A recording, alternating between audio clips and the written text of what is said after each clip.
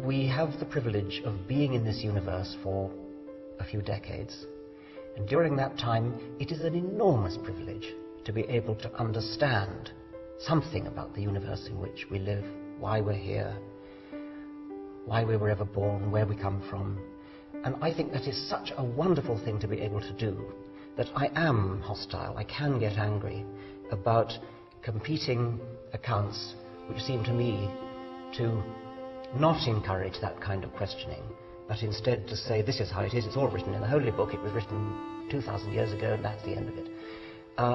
I think that deprives people. I think that is such a belittling, a demeaning view of the universe, and I think it's tragic that children are brought up with that when they could be brought up in a more open-minded way. So that's one reason for the anger. The other reason it is that I do think that faith, unsupported by evidence, is a lethal weapon. Well, it doesn't have to be, of course it doesn't have to be, but it can be. It's a weapon because possibly unscrupulous people can get hold of often young men and use them as weapons, use them as human bombs. The only reason they can be deployed as human bombs is that they have been brought up from childhood onwards to believe implicitly, without question, that whatever the particular religion is, the details don't matter.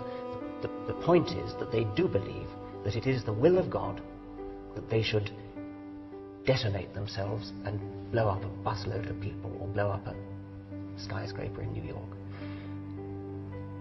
I don't think that any kind of reasoned argument would do that to people. And so I believe that religion, religious faith, is an enormously powerful psychological weapon.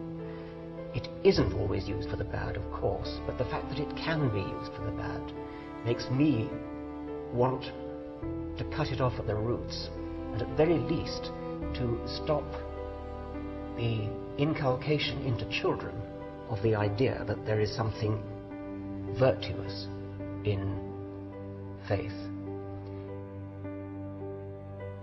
I'm very concerned with the way children coming into the world innocent and knowing nothing are taken over by the religion of whatever culture they happen to be born into. It doesn't happen to everybody, but it's very common. And so you see children being labelled.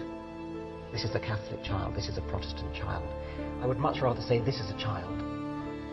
Perhaps you could say this is a child of Catholic parents, or this is a child of Protestant parents. But to tie a label around a tiny child, this is a Catholic child, when the child is clearly too young to know what it thinks about the transubstantiation, or whatever it is that differentiates Catholics from Protestants.